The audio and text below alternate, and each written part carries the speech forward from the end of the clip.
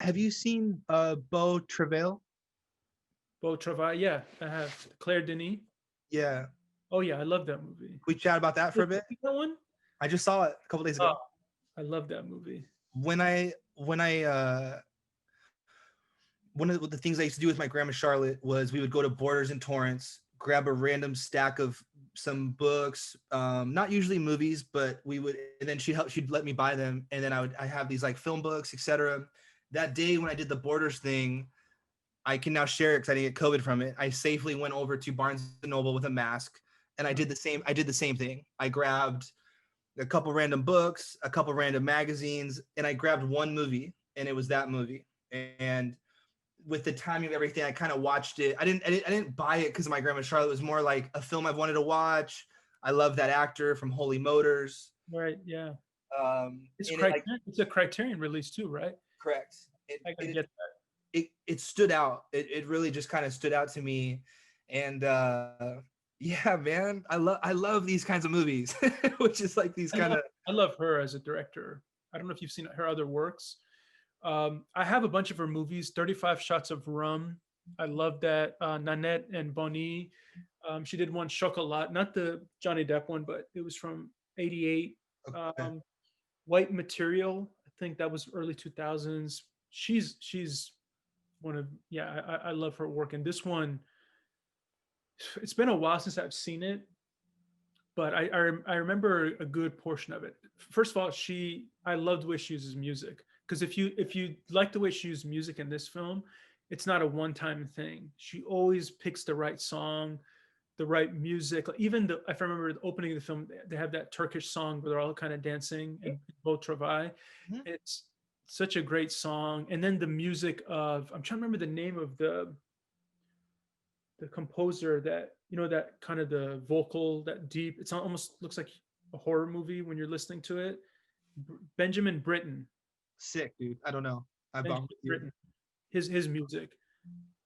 Um, I'm kind of just saying go. like you probably have it fresher in your mind, but No, I like this initial. That's why I brought this one up. Like, just keep going. You want to know the composer of Bo or no? is it Benjamin Britten, his music? Because it's not a composer, it's work that already exists that she's using. I don't know how to on the spot find it really quickly. It's not it's not a big deal, but it's that music that she constantly was using, the kind of chorus, like the when they were doing the Yeah, when the sun is shining on them, and she uses it over the course of the movie. yeah. I believe it's Benjamin Britten is the composer, but Well, Rhythm of the Night is what plays at the end. oh yeah, that's We so get we get Neil Young, we get Benjamin Britten, um, written by Sikan Aksu, performed by Tarkan, and then that's the Turkish song. Tarkan that's is that that's he's like a big Turkish pop singer. okay. Tarkan. Cool, cool. So that song is nicknamed Kiss Kiss because in the movie she cuts on the because there's like a Yeah, song if yeah, you listen to it. yeah, yeah. I don't know. I haven't seen her. I didn't see High Life, and Good. I didn't see Let the Sunshine In. I think it's called with Juliette Binoche, but I've seen a lot of her works, and this one is definitely one that I really appreciate. And I forgot the whole Holy Motors Denis Levant. Denis Levant is his Yeah, name. yeah, And yeah, that Rhythm of the Night. I mean, the Disaster Artist used it really well. Remember how they use it? I yeah, think in the end credits. yeah. But when I saw Holy Motors, I forgot to tell you this, but it seemed like the filmmaker of Holy Motors saw that moment at the end of Beau Travail and said, "Let me make a whole movie just around this type of Yeah, guy." yeah, Because that movie is obviously in its own way, but I just yeah. love his face, his presence, and yeah, I'm glad you saw it. It's definitely one that if I hadn't recommended it, I would have at some point, but I'm glad you just grabbed it and watched it. I like the training segments where they're doing drills and everyone's choosing to get underneath the drill and finish it a different way under a different form. Some people are using more of their leg, some people are using more of their elbows, or one's more to the side because of different sizes. Um, I thought it was really fun seeing like how serious he was playing it because you know how open he is to being silly, and for him to be so serious throughout the film and then to get that funky ending at the dancing, it was just such a fun experience to see. um you don't need a lot of heavy dialogue scenes. You don't need intense monologues. It was great. I thought it was a really beautiful looking movie too. And like I just think about filming that and being out in I immediately go to like lazy thinking where as the filmmaker that looks like a hot environment, looks Mhm. like they're in the desert. It looks like it just heat on constant heat, you know. So it just looks like a tough movie, like a little tough environment to be in. Well, I think it's in Djibouti, in Africa, and Okay. she grew up in, I think, West Africa. Claire Denis.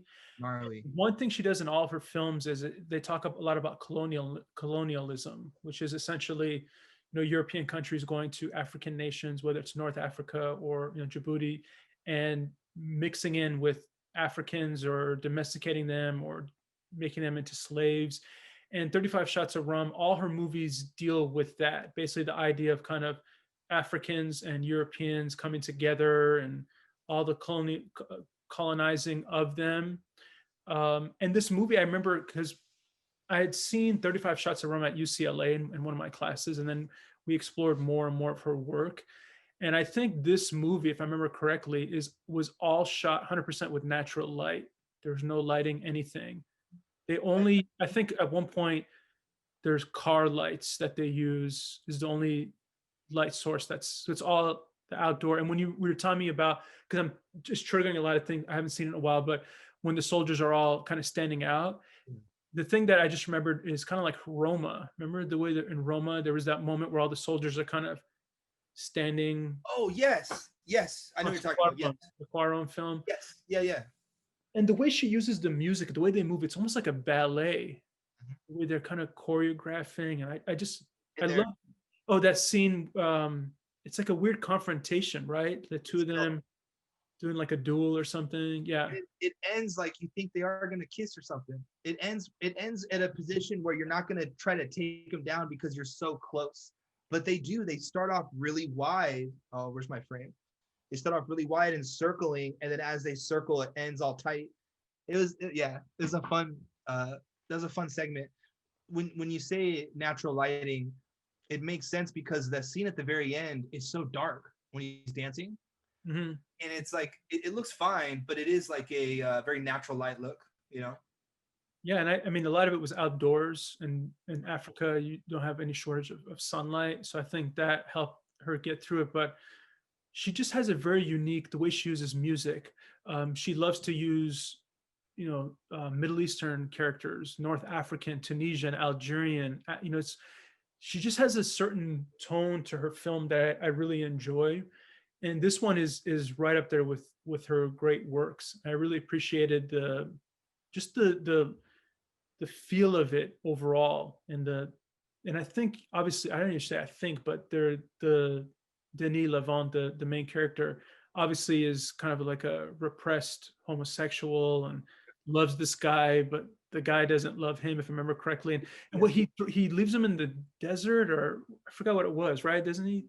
He essentially just like gets really out of line, makes him do these drills to his hands. Hands are bloodied up. No explanation why. They essentially fire him. There's a nice scene at the cafe where he watches a bunch of soldiers go on deployment, and Mhm. he has to kind of watch them as he goes on, and he's in like flip flops and like shorts, and like it's cool to see like that's your identity when you're in that role and you're in a power position and you're abusing your power, and before you know it, it could be cut and taken from you just like that. And then he's alone. Then we see him alone for the last couple scenes, and then the final scene is his like. I think that's the best use of that song. That I think better than Disaster Artist. I I think it think was great. Yeah. we should put that clip if we can find it, because I think that's even the opening song. I love that. Like Okay. Cool. just for people to get a sense of the way she uses music. And I don't want to show the whole movie, but even the vocal, that kind of that really important, almost sounds like Exorcist or something, like some kind of very demonic sound. The way that she was using that, like, you know what I mean? It's like Yeah. throat, almost like those Tibetan monks. The way that they sing, it almost has that sound to it. So Fixing that yeah, drum. yeah, and I just appreciate that, and yeah, it's Great film, great filmmaker. I have 35 shots of rum and Nanette and Bonnie and Chocolat. I have to bring those to you to check them out. But this is a great one to start with of her works. I like her how she handles sexuality. If I was to go off of Beau Travail in High Life, in High Life she really plays with it, and it's yeah, it's really well done. Is The that subtlety. Robert Pattinson? And is that done with him? Yeah, I remember seeing the cover of it, but I have not watched it yet. But that's another great role that he picked too, is working with her. Talking about him earlier. No, that's a great one to go for and work with her. Yeah, that was. I'm glad you seen that one, man. I'm glad you saw it because I never it never came up in my mind.